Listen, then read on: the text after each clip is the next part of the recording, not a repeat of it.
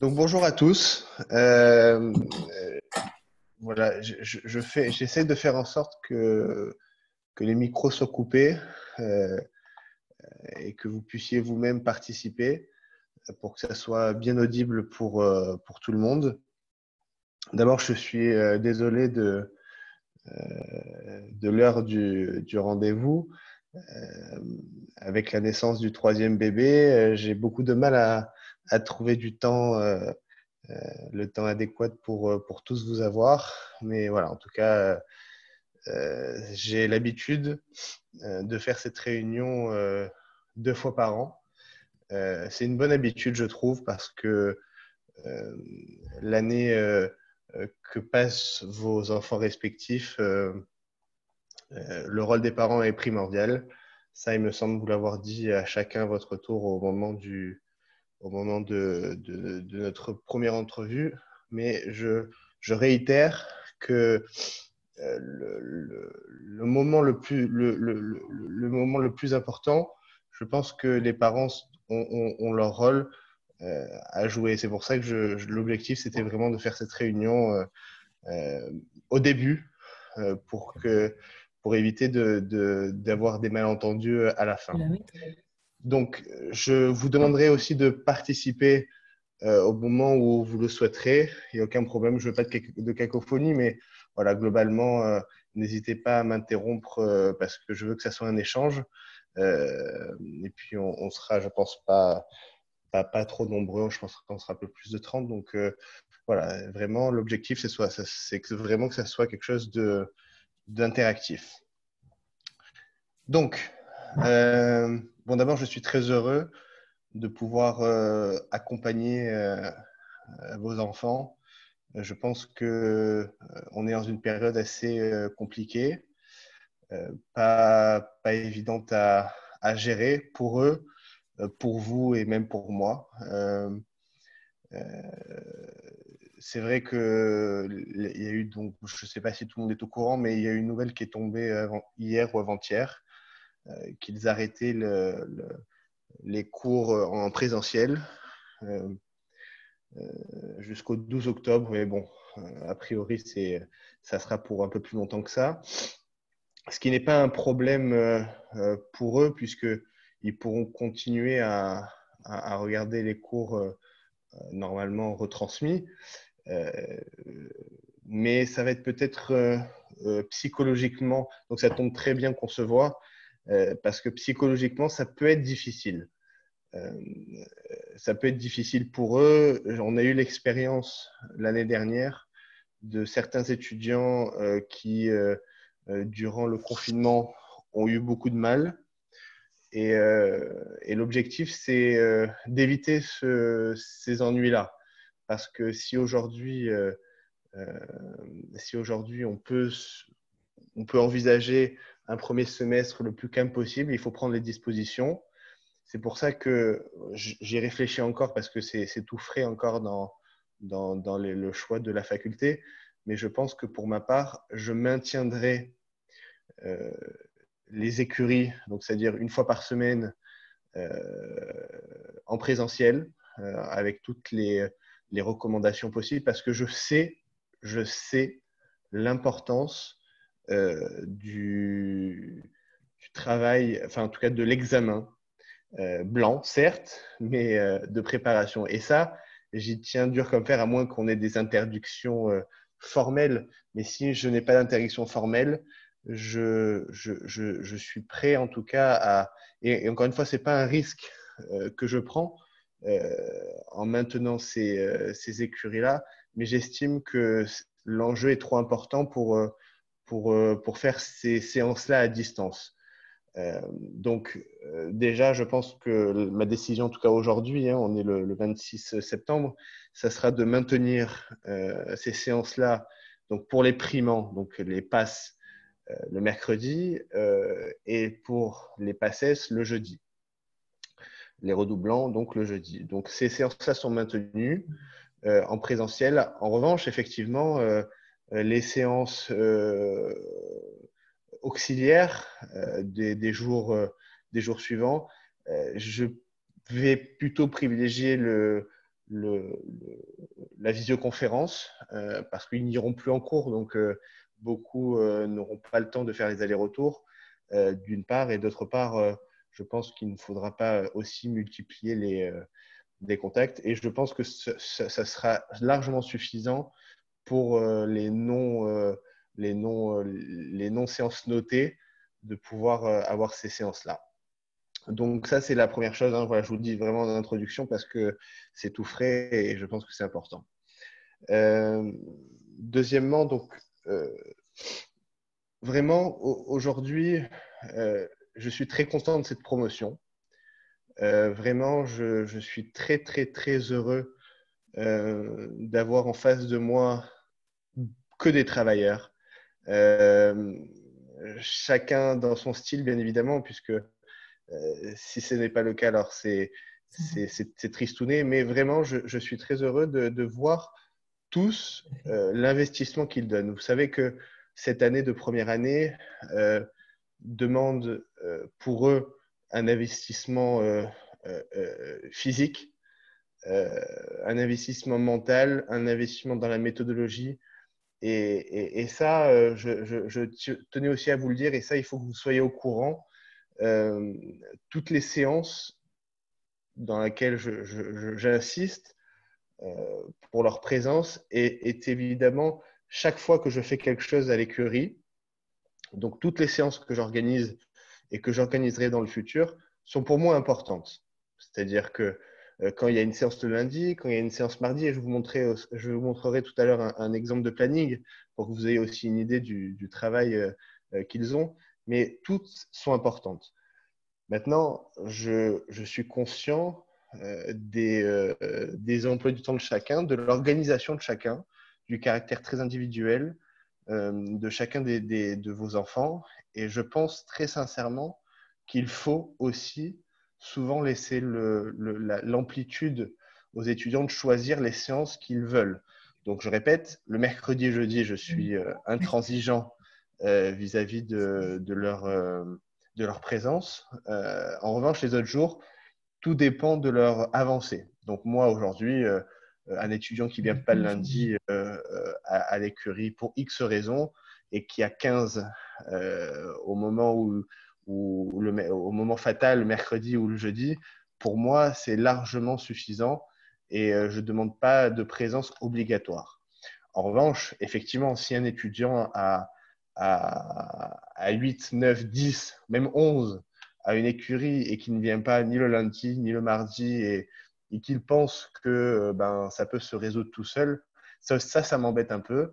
Ça m'embête parce qu'ils sont aussi jeunes. Là aussi, c'est quelque chose d'important. Leur jeunesse font que ils peuvent des fois se tromper. Ça existe.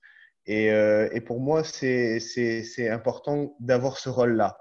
Et c'est là où vous intervenez. Et c'est pour ça que je fais cette réunion, parce que je ne veux pas être le seul, et même je dirige rien d'ailleurs, hein, mais je ne veux pas être le seul chef d'orchestre. Alors effectivement, je suis là pour distiller les meilleurs conseils que je peux donner hein, avec mon expérience, mais vous aussi, vous devez être derrière vos enfants, non pas dans la technique, non pas en regardant leurs cours, mais aussi en donnant des bons conseils. Donc, lorsque vous voyez, par exemple, parce que là, aujourd'hui, par exemple, ils ont eu mercredi leur examen, ils ont eu une note, ils ont eu un classement que je leur ai donné, chacun doit prendre ses responsabilités. Donc, à partir du moment où l'étudiant a eu moins d'une certaine note. Alors, il y a quelqu'un qui parle, s'il vous plaît, juste coupez bien vos micros. Il me semble avoir coupé tout le monde, mais voilà, merci. Donc ça, c'est important de réagir. À partir du moment où on a une note moyenne, il est important de réagir. Et c'est là où vous intervenez. C'est-à-dire qu'une mauvaise note, il faut que vous compreniez que eux, ils attendent une seule chose, c'est d'avoir une bonne note. Et à partir du moment où ils n'ont pas leur bonne note, il y a différentes attitudes, mais il y a beaucoup d'étudiants qui reviennent vraiment très déçus et moralement le moral un peu bas. Et c'est là où vous, moi, on doit intervenir.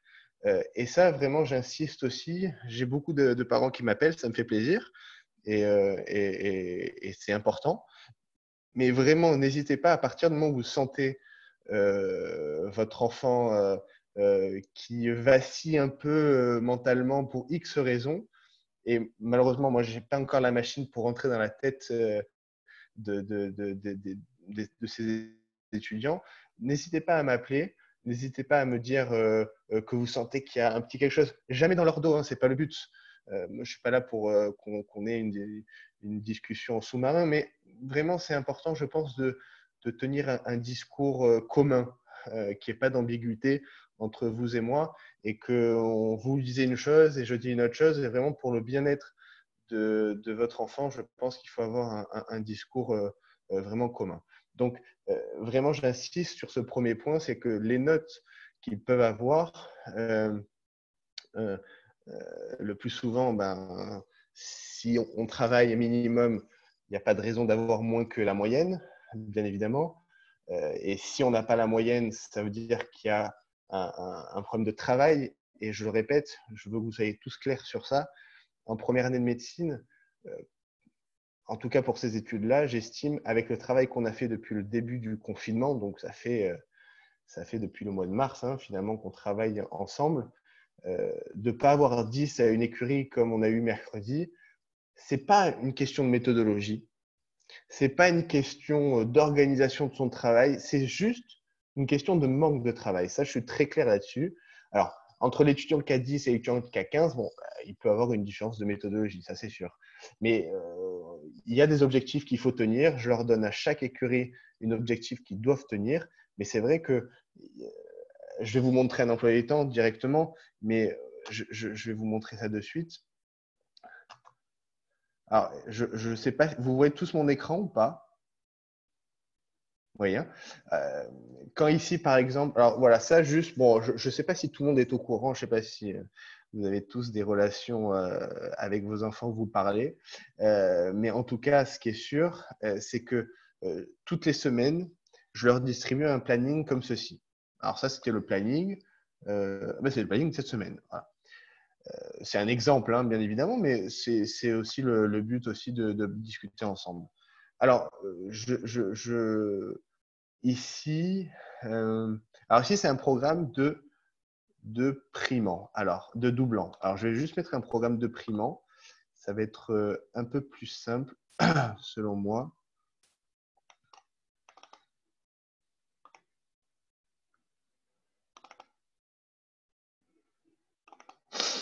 Alors, planning.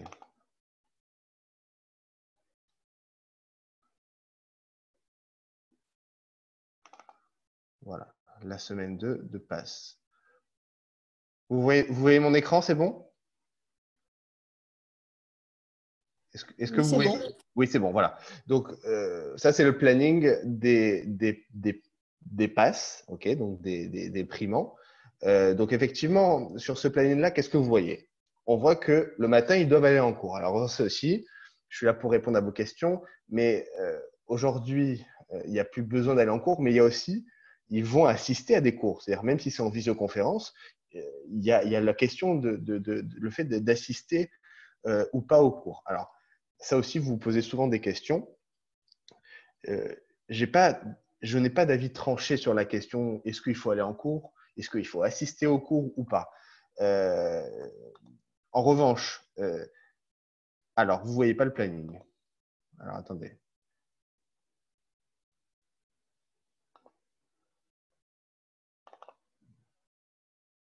Vous le voyez là?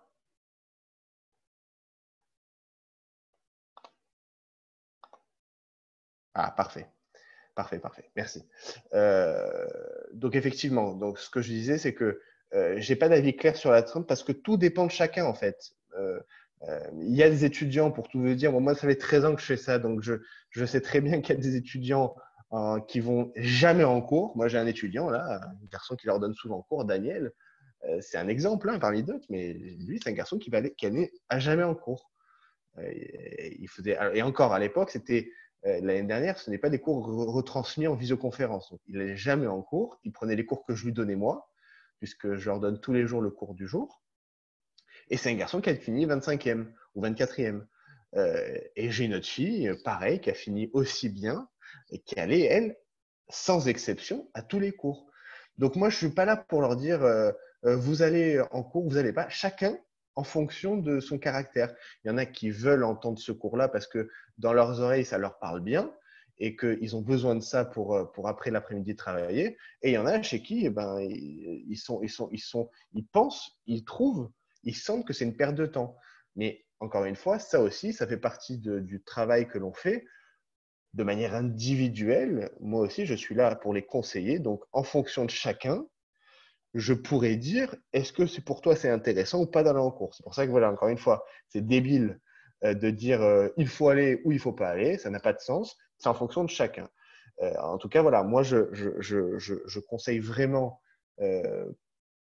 d'aller en cours pour ceux chez qui l'oreille est très importante. Mais pour ceux, par exemple, sur un ordinateur, pendant qu'ils vont avoir cours, parce que ça va être en visioconférence, ben, ils savent qu'ils vont s'endormir. Je veux dire, 4 heures d'endormissement, ça ne vaut pas le coup non plus. Donc vraiment, ça dépend de chacun. Là aussi, encore une fois, c'est un dialogue que je dois avoir avec eux, mais c'est important. Donc ça, c'était la première partie de la journée où ils doivent ou pas aller en cours. Donc en gros, s'ils vont en cours, alors encore une fois, juste retenez que quand je dis ils vont en cours, aujourd'hui, depuis hier, donc, ça équivaut à suivre le cours à distance, puisque maintenant les cours sont à distance. Mais soit on suit le cours à distance, donc on a la matinée de prise dans ça, soit ils ne vont pas en cours et là, eh ben, ils peuvent multiplier leur quantité de travail, puisqu'ils ont de 8h à 12h30 la possibilité de travailler chez eux à la maison un autre programme et quelque chose encore qui vont bosser encore plus. Donc ça, c'est le travail. Puis, entre midi et deux, et donc on va continuer hein, dans cette voie-là, entre midi et deux, vous avez toujours quelque chose à l'écurie. C'est-à-dire que soit vous avez un QCM, soit vous avez de la méthodologie, soit vous avez un cours, soit vous avez des annales, soit ici, comme vous voyez ici, on a donc le mercredi pour les primants et le jeudi pour les doublants, vous avez ce qu'on appelle une écurie. Une écurie, c'est encore une fois un QCM noté et classé. Et c'est encore une fois, pour ceux qui sont arrivés un peu en retard, c'est sur ces séances-là sur lesquelles j'assiste le plus. Je veux qu'ils attendent cette séance comme un salarié qui attend son salaire. Pas plus, pas moins. Parce que le salarié qui attend son salaire, il attend le jour J pour recevoir sa paye. Et eux, leur paye en première année de médecine, c'est cette écurie-là. C'est cette note, c'est ce classement. Et quand je vous montrerai, enfin, je n'ai pas besoin de vous montrer, mais quand je vois un classement général, ben, je pense que pour eux, c'est un cadeau ou une récompense, et c'est jamais une punition ou quelque chose qui leur remet en question, ben, qui leur dit, bon, ben, aujourd'hui, le mercredi 23, j'ai été classé 10e, ben, c'est super, j'ai été classé 20e. Ça doit aussi le remettre en question aujourd'hui. Moi, j'ai une promotion de 80 étudiants, entre primants et doublants, bien évidemment. C'est bien d'être classé sur ces 80, même si, par exemple, en anatomie, où il n'y a que les primants qui l'ont, et la biologie cellulaire, où il n'y a que les doublants qui l'ont, je ferai des classements séparés. Mais si je peux faire des classements communs sur des matières communes, je le ferai, il n'y a aucun problème. Mais voilà, ça, c'est le moment le plus important, c'est l'écurie du mercredi, ok. Et encore une fois, quand je mets écurie, chaque fois je mets le nom du garçon ou de la fille qui s'en occupe parce que ils ont besoin de savoir qui s'occupe de l'écurie. Pareil pour tout ce qui est QCM, méthodologie, anal, je mets chaque fois le nom de l'étudiant qui s'en occupe. Donc je le répète, à partir de lundi, ce sera toujours en Zoom ces séances-là du lundi, mardi, jeudi et vendredi. Et le mercredi, je les ferai venir. Et pour tout vous dire, pourquoi aussi je veux qu'ils viennent? Parce que, je le répète, j'ai eu une très très mauvaise expérience, pas personnellement, mais des étudiants de l'année dernière au second semestre qui, parce qu'on avait interdiction de se rassembler, donc je n'avais pas le choix, qui n'allaient plus aux écuries, qui les faisaient à distance, puisque je maintenais tout à distance. Mais vous savez, à distance, ça n'a jamais le même goût que lorsqu'on vient. Donc déjà, au niveau social, c'est très mauvais de rester seul. Clairement, vous allez avoir une période là pour ceux qui sont avec leurs enfants dans la maison et même les autres, hein, peu importe, ils vont vivre un moment, s'ils ne vont pas en cours, ils ne voient personne, horrible. Donc, ce n'est pas intéressant de s'enfermer pendant encore 3 mois, puisque je pense que ça va durer encore longtemps. Ce n'est pas intéressant de rester enfermé et de sortir. Le premier jour où on va sortir, pour rencontrer d'autres étudiants, ça va être le jour du concours en décembre. Ce n'est pas intelligent. Donc, vraiment, l'objectif, c'est que chaque mercredi, ils viennent. Moi, ça me fera d'abord, c'est important pour moi de les voir.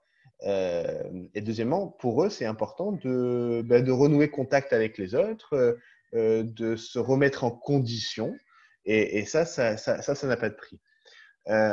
Et puis le reste de la journée, comme vous le voyez ici, le reste de la journée, on a, sans rentrer dans le détail, ce n'est pas le but, hein, je ne vais pas vous embêter, mais ici de 13h à 18h, on doit bosser le cours du jour. Donc ça aussi, je vous demande vraiment pas, vraiment pas avec vos enfants de parler, à moins que vous soyez vraiment dans l'enseignement et que c'est quelque chose avec lequel vous avez un message vraiment particulier à passer avec eux, mais de rentrer dans les détails de la méthodologie. Laissez-moi faire sur ça. Vraiment, ça peut créer des tensions et c'est bête. Ça peut des fois créer des froids parce qu'ils se sentent un peu indépendants, ils veulent être indépendants. Et je pense qu'au niveau méthodologie, c'est important que chacun ait son rôle. Donc ici, quand je leur demande de bosser les cours du jour, ils doivent, et ça c'est important, de bosser 2 heures le cours du jour, le premier cours du jour, ça c'est le premier cours du jour, et 2 heures ce deuxième cours du jour. Je ne demande jamais de bosser plus que 2 heures, 2 heures et demie par cours, c'est important. Je veux qu'à 18h, 18h15 maximum, ils aient fini les cours du jour. De 18h30 à 20h30, bon, c'est mieux ici le mardi, ils doivent revoir les cours de la veille. Là aussi, c'est vraiment capital pour eux de revoir et de re-revoir. Un cours, quand on le voit pendant 2 heures pour la première fois, on n'assimile pas tout et c'est normal. Ça aussi, c'est un gros piège des étudiants, mais vous devez être vigilant aussi sur ça. De rester 4 heures, même des fois plus, sur un même cours, le premier jour où on voit le cours, c'est une erreur. C'est une erreur parce qu'on pense qu'en fait, que la première fois qu'on voit un cours, on doit finir le cours et puis on doit tout connaître. C'est une erreur, puisque le cours, l'objectif, c'est de le connaître au bout de la 4e, voire 5e vision. Donc, il faut prendre le temps aux choses. Donc ici, le lendemain, ce cours que vous avez vu la veille, vous allez le revoir encore une fois. Alors, je dis vous, c'est pas vous, hein, mais vos enfants. Et puis, le reste de la soirée, de 21h à 22h45, et voilà, c'est sur ce genre de choses que je vous demande des vigilants. Hier, j'ai discuté avec un jeune homme qui m'a dit en toute détente que lui s'arrêtait à 20h. Alors, c'est gentil, hein, et c'est très sincère de sa part, mais j'ai été obligé de lui dire non, c'est pas comme ça qu'on travaille. Okay, c'est-à-dire que tu peux pas, alors, de 20h à 23h, comme il me l'a dit, regarder la télé. C'est pas possible. C'est pas un rythme. Et des fois, ils peuvent être en dehors de la réalité. Donc, moi, mon job, c'est de leur dire non, non, non. Même si tu es crevé, tu dois, de 20h jusqu'à au moins 22h, même si tu dois revoir des cours, juste faire des QCM, mais il te faut un programme. Ça n'existe pas un étudiant de première année, que ça soit un génie ou que ça soit un élève un peu moyen bon, ça n'existe pas quelqu'un qui s'arrête de travailler en cours la soirée. Okay, peut-être à l'époque de mes parents, il y a 40 ans, ma mère elle me disait qu'elle s'arrêtait à 20h de travailler, mais aujourd'hui, c'est plus possible.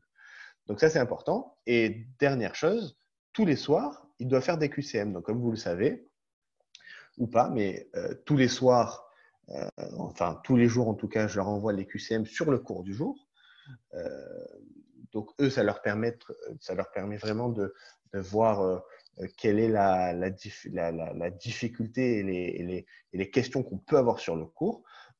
Mais en tout cas, ce qui est sûr, c'est qu'ils peuvent et ils doivent faire en sorte de travailler leur cours en fonction du QCM qu'ils ont. Ça aussi, c'est important. On ne leur demande pas de savoir des cours par cœur, on leur demande juste de savoir faire des QCM. Donc, à partir du moment où ils ont un QCM, ils doivent le voir et ils doivent y répondre.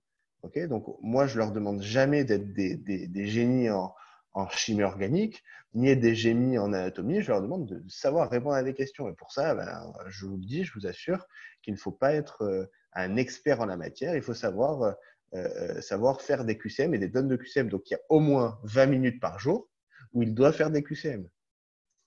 Donc, c'est encore une fois, je ne vous demande pas de revoir la méthode avec eux, ce n'est pas votre rôle. Je vous demande juste, si vous discutez avec eux de manière détendue, bah, voir, ah, attendez, mon fils, il s'arrête à 20 heures de travailler, mon fils, il ne fait pas de QCM, il ne fait pas d'anal, 20 000 choses, eh ben, vous devez être alerté. Alors, soit vous passez par lui si le dialogue se passe très bien, soit vous passez par moi, mais il faut que vous ayez l'œil. Voilà. C'est aussi l'objectif de notre réunion d'aujourd'hui. Euh, Très important aussi, et ça, je vais un peu crier. Enfin, je ne vais pas crier parce que je vais réveiller le petit, mais vous savez, les étudiants et vous aussi, vous êtes inscrits chez moi pour une raison très importante, c'est ma disponibilité et le fait qu'on soit en petit nombre. Si aujourd'hui j'ai 50, 45 primants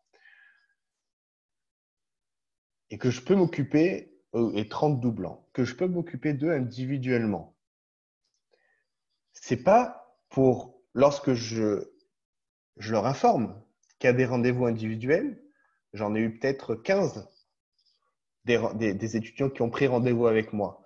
J'avais 2 jours dans la semaine et ils savent qu'ils peuvent venir tous les midis d'ailleurs. Hein. Et il y en a qui sont venus d'autres jours, mais je suis obligé d'être un peu informel en leur disant, ben voilà, les 2 rendez-vous, c'est jeudi, vendredi. Et ben, j'en ai, allez, on va dire une vingtaine. Alors peut-être qu'ils n'en ont pas besoin, hein. J'oblige personne, hein. Mais il y en a une vingtaine qui ne sont pas venus me voir. Et ça, pour moi, c'est un problème. Alors, il y en a que je vois tous les jours parce qu'ils travaillent à l'écurie. Donc ça, ceux que je vois souvent, je leur mets assez la pression pour qu'ils voient que je sois derrière eux. Mais il y a pas mal d'étudiants qui ne sont pas venus me voir. Et encore une fois, c'est pas moi. Okay, maintenant, s'ils veulent voir quelqu'un d'autre, un tuteur, ou moi, ça, je suis pas, ça m'est égal, je ne veux pas l'exclusivité, mais c'est important qu'ils se mettent, allez, on va dire une fois toutes les 2 semaines, une fois toutes les 3 semaines maximum, en relation avec moi pour qu'on fasse un point. Et ce point-là, il dure 10 minutes. Okay, il y en a même en 5 minutes, c'est réglé. Hein, montre en main, je vois que tout va bien. Mais c'est important d'avoir un moment où, avec quelqu'un qui n'a rien à gagner, parce que moi, j'ai rien à gagner à leur dire si tout va bien, si tout va mal, et le contraire. Moi, au contraire, moi, je veux qu'ils réussissent tous, donc je suis le plus sincère possible. Je fais en sorte justement de libérer du temps et pour eux, justement, pour ces rendez-vous individuels-là. Voilà, ça par contre, vous pouvez très bien vous mettre en relation avec eux justement pour mettre un peu la pression. Dan, il t'a donné rendez-vous, il vous a proposé de vous voir, ben, il faut y aller, quoi. C'est-à-dire que voilà, même si l'étudiant est indépendant et qu'ils savent tout sur tout et qu'ils n'ont pas besoin, je pense que c'est important que chacun puisse venir au moins faire un point tout simplement. Et ça fait du bien de faire un point. Vous savez, moi, je suis passé par là. Je suis passé par cette année difficile et je sais très bien que c'est important que quelqu'un nous rassure, quelqu'un soit là. Et moi, à l'époque, j'avais quelqu'un qui m'aidait et c'est important pour moi. Je fais une parenthèse. Ça aussi, ils sont censés avoir tous un tuteur en commun, en référent. Okay, ils ont un groupe WhatsApp où ils dialoguent. Il y a des fois des tuteurs qui peuvent être en examen ou des fois un peu pris, etc. Ça aussi, il faut en parler. Okay, ben, j'ai une ou 2 filles récemment qui m'a dit qu'elle avait plus d'affinité avec quelqu'un d'autre. Ben, je les ai basculées avec ce quelqu'un ou c'est quelqu'un d'autre. Donc, c'est pas embêtant, au contraire. Ben, si à un moment on sent avec les tuteurs qu'on constate ben, que c'est mieux avec une autre personne, ben, moi je suis là pour faire en sorte que ça soit plus fluide et que ça se passe bien aussi. Donc un étudiant, il peut très bien avoir quelqu'un d'autre qui puisse le revoir. Alors, on me pose une question, est-ce que c'est vous qui fixez le rendez-vous, c'est l'élève? Moi, je leur envoie le message suivant. Jeudi, et c'est sur le planning d'ailleurs, regardez, vous le voyez bien. Jeudi et vendredi, je suis disponible pour des rendez-vous individuels entre telle heure et telle heure. C'est-à-dire qu'ici, le jeudi, j'étais disponible de 11h30 à 13h30 et là, de 12h30 à 14h. Donc, ils ont chaque fois entre 1h30 et 2h pour venir me voir. Donc, vous savez, entre 1h30 et 2h, si j'envoie 15 et 15, j'ai largement fait le truc. Et encore une fois, je vous répète, moi, je suis là entre midi et 2 tout le temps. Okay. Rares sont les fois où je ne suis pas là à la prépa. Donc, à partir du moment où ils veulent venir me voir, ils savent. Ils n'ont pas besoin. Moi, encore une fois, je suis obligé d'avoir un moment où je leur dis, ben voilà, c'est pour faire peut-être plus sérieux, mais je suis obligé de leur dire, ben voilà, jeudi, vendredi, vous pouvez venir me voir, mais ils peuvent venir quand ils veulent. Donc, c'est à eux aussi de faire la démarche de venir me voir. Je peux, hein, évidemment, et c'est ce que je faisais d'ailleurs il y a 2-3 ans, où je leur donnais un rendez-vous fixe. Je leur dis, c'est tel jour, tel jour. Mais je vous assure que c'est très compliqué de faire ça parce que chacun a son petit planning, programme. Je ne peux pas tel jour, je peux pas tel jour, et c'est un enfer.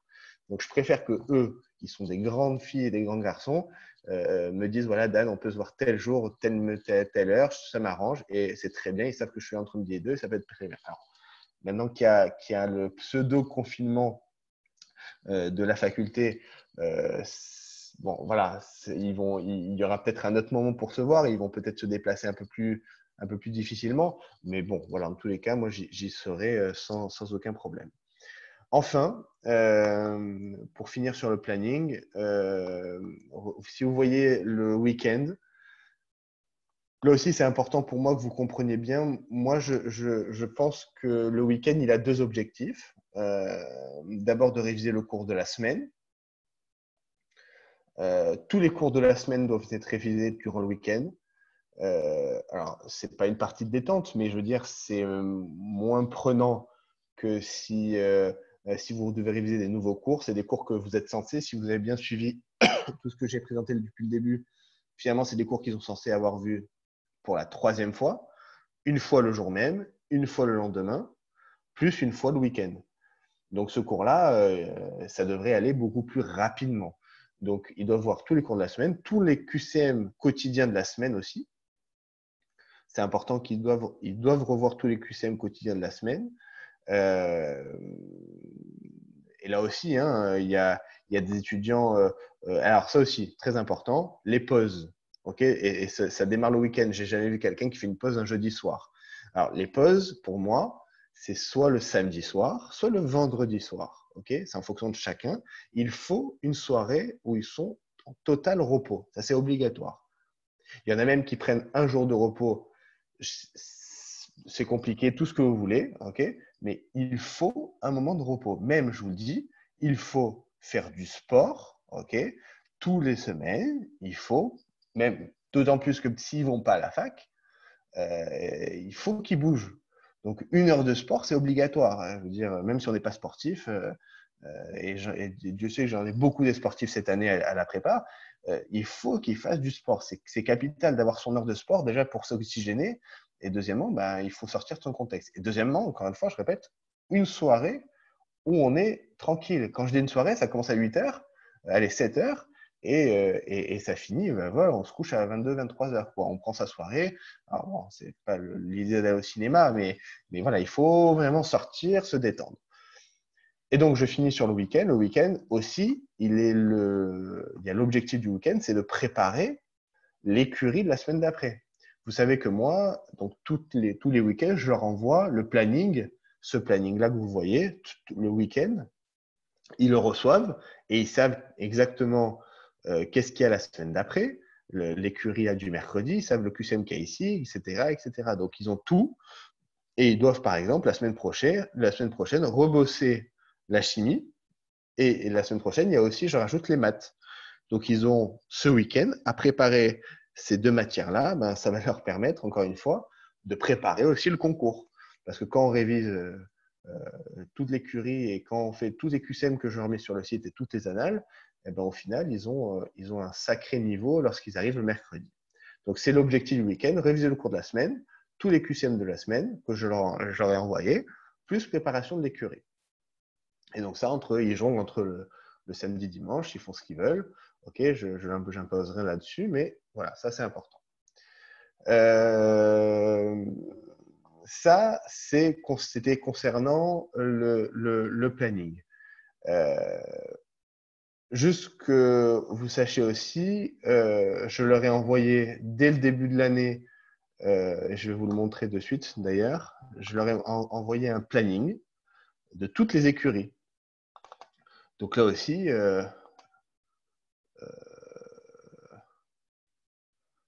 vais juste sortir ça.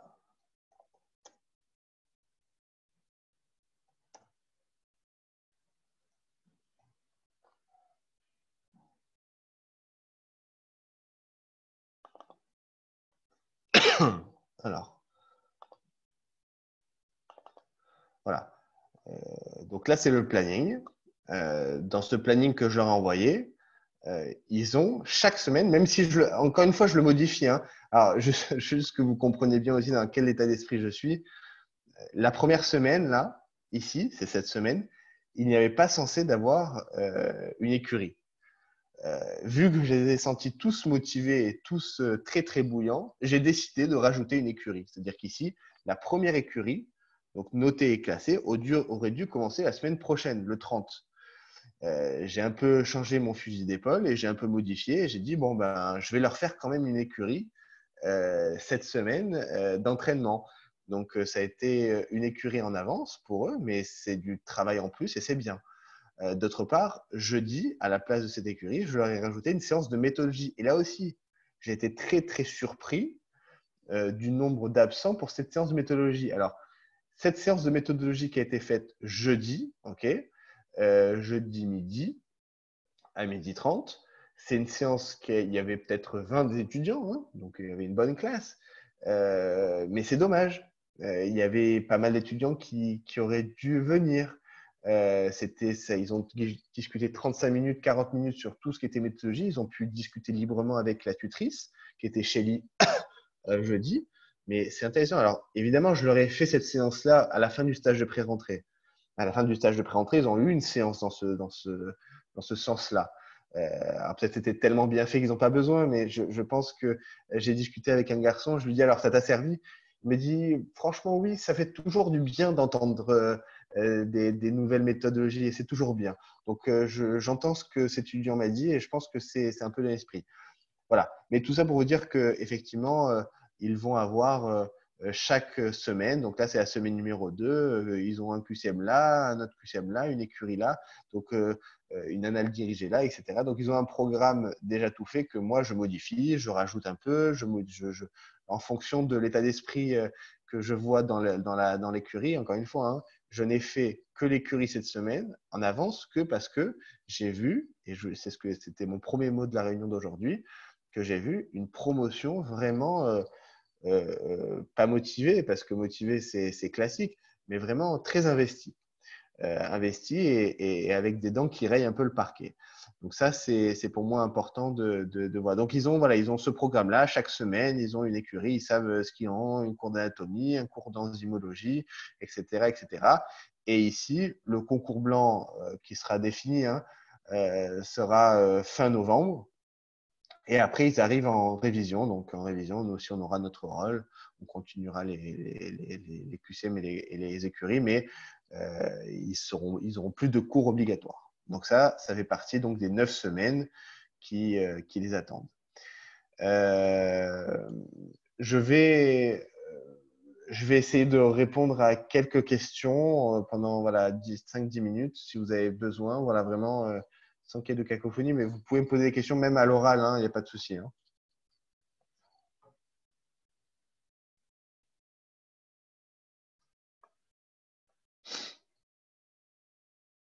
Ne me dites pas qu'il n'y a pas de questions.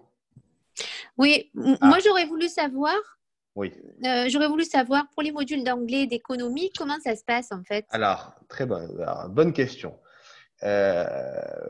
Alors, anglais, c'est très facile. Ils ont 2 fois 2 heures de cours qui sont répartis sur le programme que je leur ai envoyé. enfin le programme de la fac d'ailleurs, c'est pas le mien, qui sont répartis au milieu du semestre. Ces 4 heures d'anglais, vous imaginez bien que ça ne va pas être de l'anglais de haute voltige. Et je pense qu'à l'examen, ils auront 2 bricoles à refaire. Alors, d'une part, il faudra juste, je pense, avoir la moyenne. D'autre part, ça ne sera pas classifiant. Ce n'est pas parce que vous avez 15 à cet examen-là, il faudra juste valider probablement la matière entre guillemets. C'est-à-dire, si on arrive, on fait copie blanche, ça va être embêtant. Mais vu qu'ils vont avoir 4 heures d'anglais, ça va être vraiment pas la chose la plus représentative. Et voilà. Ça, l'information que je vous donne, ce n'est que des suppositions parce qu'on n'en a strictement aucune information. Mais je vous dis juste que le programme est le suivant, ils ont 4 heures et il n'y aura pas. D'autre part, la question que vous m'avez demandé, c'est plutôt sur la mineure. Donc vous, votre fils, il a pris éco, mais ce n'est pas le cas de tout le monde. Alors là aussi, je tenais à vous préciser que nous n'avons strictement aucune information sur les mineurs, ce qui est carrément honteux et qui n'est pas normal. Donc, c'est-à-dire que sur les enseignements mineurs qui sont censés avoir 48 heures de cours, c'est quand même assez conséquent, c'était censé être pour premier semestre. Et là, c'est le blanc total. C'est-à-dire que on n'a aucune information. Alors, c'est censé pas être des cours dispensés à la fac. Bon, ça, c'était prévu. C'est censé être des cours en visioconférence, des choses. Mais voilà, j'imagine qu'ils vont communiquer très bientôt parce que ça serait n'importe quoi. Mais globalement, ils vont avoir bientôt les informations. Là aussi, lorsqu'ils vont avoir, a priori, ce ne seront pas des choses classifiantes.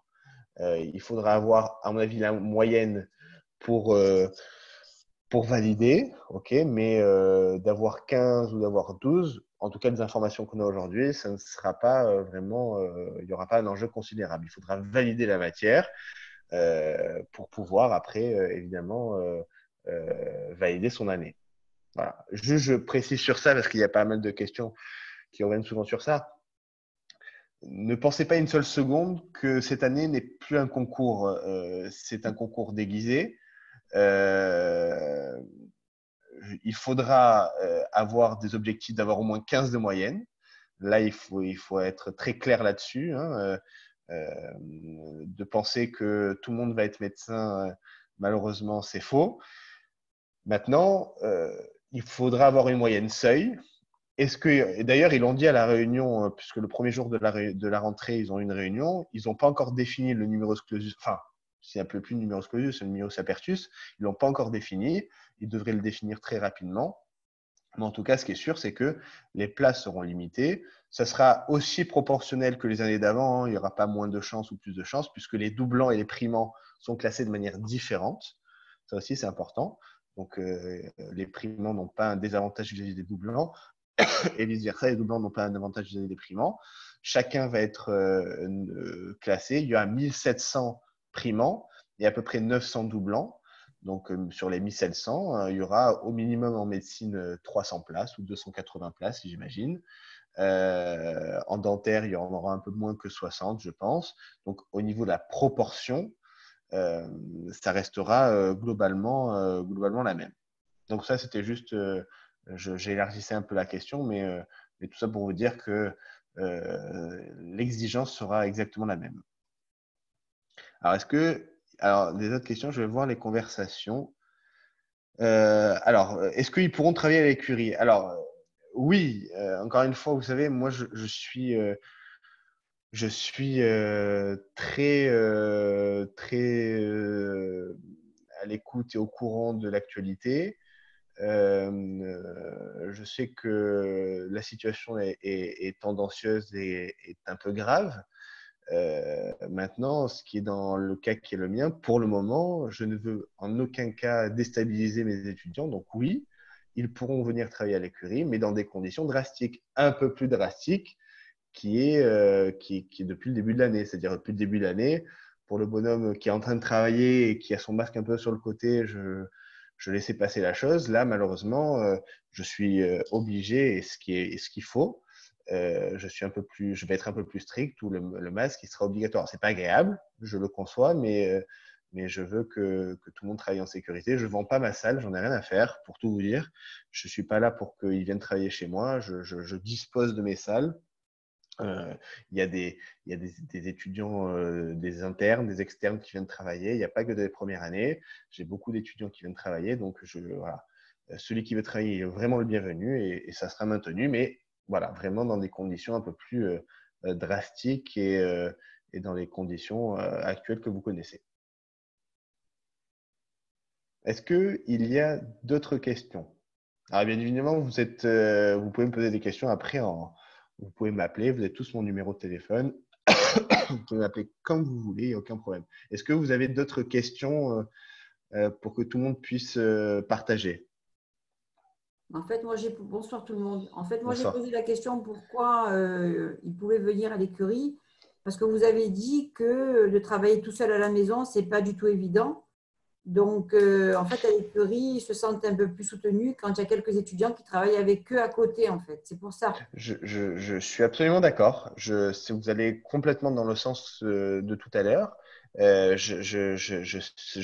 sais l'importance du caractère social de ça. Alors, il y en a chez qui de travailler en groupe, ça les perturbe plus qu'autre chose, ok? Parce que aujourd'hui, alors l'information que je n'ai pas d'ailleurs, c'est est-ce que la bibliothèque universitaire reste ouverte? Ça, Non, c'est une c'est ça. question. Ça, c'est une question en suspens. Je sais que la faculté a fermé ses portes pour les cours après la BU. Par contre, ça, je suis pas sûr à 100% pour le moment, mais je pense que ça va venir parce que ce serait pas logique de laisser une faculté ouverte et une BU, une faculté fermée, une BU ouverte. Hein, ça serait un peu incohérent. Mais voilà, en tout cas, ce qui est dans le cas qui est le mien, oui, vous avez raison. C'est très important qu'il retrouve ce lien social, même si il y a aussi les limites à ça aussi. Ils doivent être dans leur bulle, ça c'est une évidence. Et ça aussi, j'ai engueulé certaines et certains que j'ai vus au stage de pré-rentrée trop bien socialement, ok, où je leur ai dit qu'il fallait impérativement être dans leur bulle. C'est-à-dire qu'il n'y a pas de négociation aussi possible sur ça. Il faut qu'ils soient, même si socialement c'est important d'avoir un lien très clair avec leurs amis, mais il faut aussi qu'ils soient complètement dans leur bulle sans qu'il y ait aucune possibilité de s'échapper mentalement. Donc, En fait, voilà. c'est ça. En fait, c'est ne pas de travailler ensemble, mais c'est d'être à côté de quelqu'un, en fait. Mais je suis Être dans absolument sa bulle, d'accord. mais être à côté de quelqu'un, en fait. Ne pas être seul. Je suis absolument d'accord. Mais voilà, encore une fois, ça, c'est très personnel. Vous Voilà. dites ça peut-être pour Emma, mais je vous assure que moi, je vous dis à titre personnel, moi, j'étais bien, et ma femme d'ailleurs aussi, hein, ma femme qui a passé la première année à son époque, elle travaillait en pyjama chez elle. Voilà, elle restait dans sa maison, elle bougeait pas. Et, voilà, donc c'est chacun son truc. Mais effectivement, c'est pour ça que c'est bien de se connaître. Et vous aussi, vous avez votre rôle là-dedans. Donc si vous sentez que votre enfant, ben, il est plus attiré à ça, il faut le pousser à dire, ben, va à l'écurie, va travailler, protège-toi bien évidemment, mais c'est important que tu sois dans les conditions qui te vont à toi. Donc effectivement, mais voilà, ce discours que vous tenez n'est pas forcément vrai pour tout le monde. C'est pour ça qu'effectivement, c'est ouvert, mais voilà, c'est en fonction de chacun. Est-ce que Non, vous avez d'autres questions? moi, c'est Ah, pour Yoram. C'est pour Yoram que je ah, parle. d'accord, excusez-moi, C'est pas un excusez-moi. problème. Désolé. C'est pas un problème. Il n'y a Mais aucun moi, problème. moi, je sais que Yoram aime bien aller à l'écurie, même s'il est dans sa bulle, mais il aime bien avoir sa petite compagnie à côté, mais Mais dans sa bulle en même temps, en fait. non, mais je comprends très bien. Je Voilà. comprends très bien. Je comprends très bien. Est-ce qu'il y a d'autres questions? Oui, bonsoir. Je voudrais Bonsoir. savoir au niveau du nombre de places. Vous avez dit sur 1000 élèves, ils en prennent que 300, c'est ça? Alors, premièrement, ils sont 1700 primants. Je crois qu'ils ont ouvert enfin, ils ont ouvert pas mal de places. Ils devaient être que 1500. Avec le nombre de listes d'attente en Parcoursup, ils ont ouvert pas mal d'autres. Donc, ils sont 1700. Ça ne veut pas dire qu'il y a plus de concurrence, hein, c'est juste qu'il y a plus de places. Ils n'ont pas encore défini le numerus clausus, enfin le numerus apertus, excusez-moi.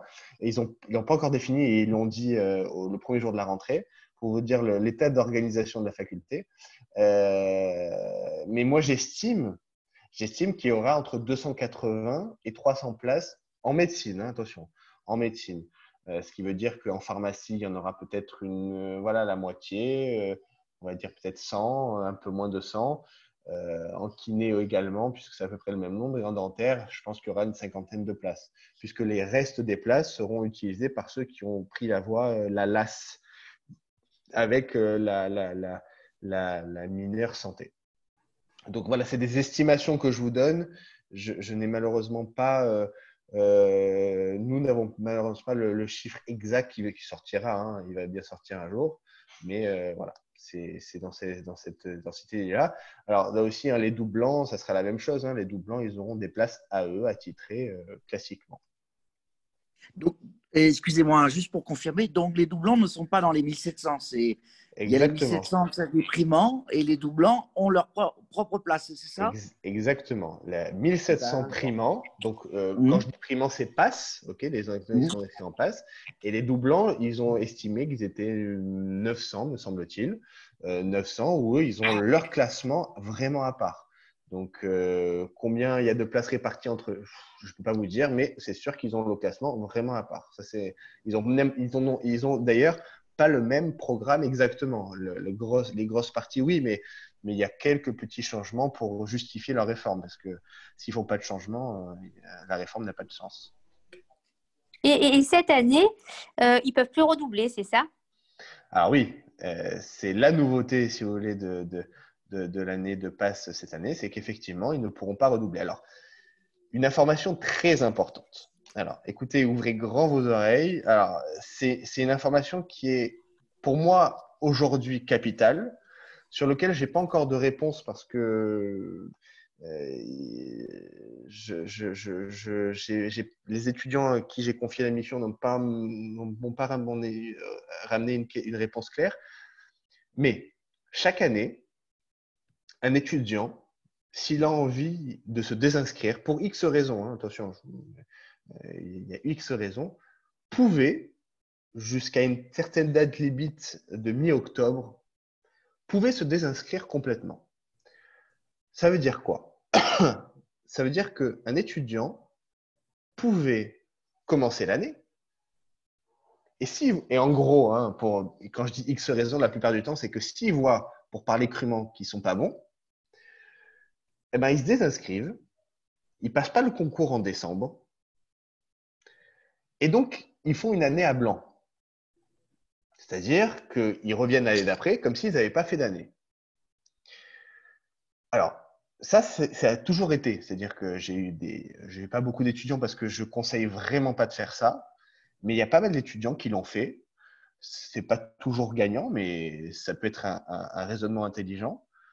Ben, si l'étudiant à l'époque sentait qu'il n'était pas bon et il avait besoin peut-être d'une année supplémentaire, il se désinscrivait. Il continue comme tout le monde, puisque il continue les curies avec tout le monde, etc. Et c'est ça qui est difficile d'ailleurs, de continuer avec tout le monde, sachant qu'on ne va pas au concours. Et ben, il prenait un an supplémentaire, et l'année d'après, il revenait comme s'il n'avait rien fait. Et donc, il revenait en position de force. Il était comme un doublant, mais primant. Malheureusement, je n'ai pas l'information pour cette année. Je ne pourrais pas vous dire. Je pense que oui. Mais je ne pourrais pas vous dire si aujourd'hui, il y a des étudiants, qui pourraient redoubler leur année pour pouvoir justement pouvoir avoir cette année supplémentaire. Donc, effectivement, Madame Niello, c'est un an, ça c'est clair, mais je veux dire, il peut avoir des gens dans un souci de calcul, et ça, vraiment, c'est une discussion que je dois avoir. C'est pas quelque chose que vous pouvez faire comme ça au pied levé sans m'en tenir informé. Mais ça, il y en a qui se désinscrivent et il faut encore savoir si c'est possible de le faire. Et attention, je ne suis pas là, je ne le conseille pas. Hein. Vraiment, c'est quelque chose que je veux bannir de la tête des étudiants. Maintenant, si je vois un étudiant qui a vraiment des grosses difficultés et je sens que c'est quelqu'un qui peut réussir et que je sens une mentalité de faire, c'est pas quelque chose, ce serait pas un discours qui est complètement sorti de nulle part. Ça peut être cohérent. Ok, je dis, ça peut être cohérent. Mais voilà, donc je réponds à votre question, c'est un an. Maintenant, moi, j'aimerais bien, ok, c'est pour ça que j'ai mandaté quelques étudiants pour savoir, pour avoir une réponse claire. Est-ce que la fac n'a pas donné une réponse claire? J'aimerais bien savoir si cette année, c'est toujours possible, parce que l'enjeu de cette année, vu qu'il n'y a pas de redoublement, est plus important que les années précédentes. Donc, si vous avez un étudiant qui, aujourd'hui, tourne à 12, 13, même 11, 11, 12, 13 et un peu plus, ça, c'est évidemment, il faut qu'il continue, il n'y a pas d'embrouille, il faut y aller. Maintenant, pour les étudiants qui a moins que ça, alors quelqu'un qui a moins de 8 aujourd'hui, c'est qu'il ne travaille pas. Donc, voilà. Mais entre 8 et 11, qui a un peu de difficulté, qui manque un peu de maturité pour X raisons, il faut réfléchir. Voilà, ça vaut peut-être le coup.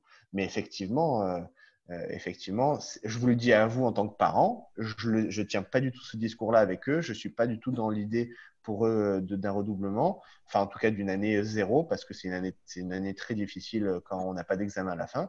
Mais voilà, ça peut être quelque chose qui peut être envisageable. Voilà, je ne réponds pas à votre question, j'élargis un peu, mais c'est une donnée que je voulais vous dire qui était importante. Bonsoir. Bonsoir.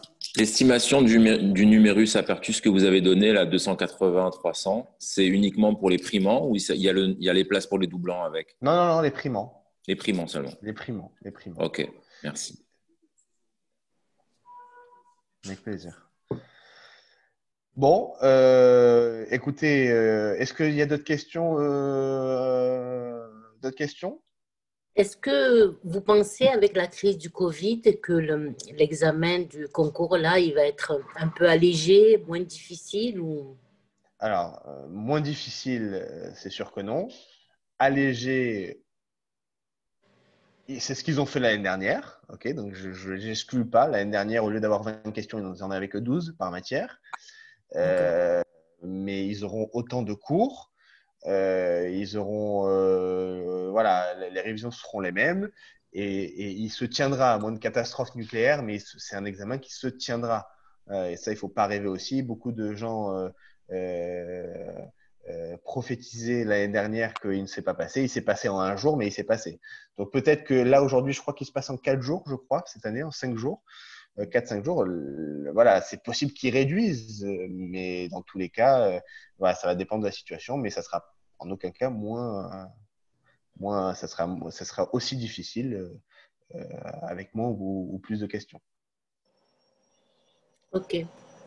Voilà. Bon, écoutez, voilà, moi, ça m'a fait très plaisir en tout cas de pouvoir dialoguer avec vous. J'ai eu toujours l'habitude de dialoguer en live à l'écurie. Voilà, c'est toujours un peu frustrant. Mais bon, voilà, je vais essayer vraiment parce que moi, ça m'a pris 3/4 d'heure et ça n'a pas trop embêté ma femme. Donc, vraiment, si je peux le refaire vers le mois de novembre, je le referai vraiment avec grand plaisir. De toute façon, c'est enregistré. Toutes mes réunions sont enregistrées. Donc, et si vous avez la moindre question, vous êtes vraiment les bienvenus. Et encore une fois, je suis pour le dialogue. Et il y a le moindre souci, vous avez une oreille qui est là. Voilà, je vous souhaite une bonne soirée. Il est 22 h, donc c'était plus long que prévu. Mais voilà, une bonne soirée. Et n'hésitez pas à me contacter si vous avez le moindre problème. Merci, bonsoir. Merci.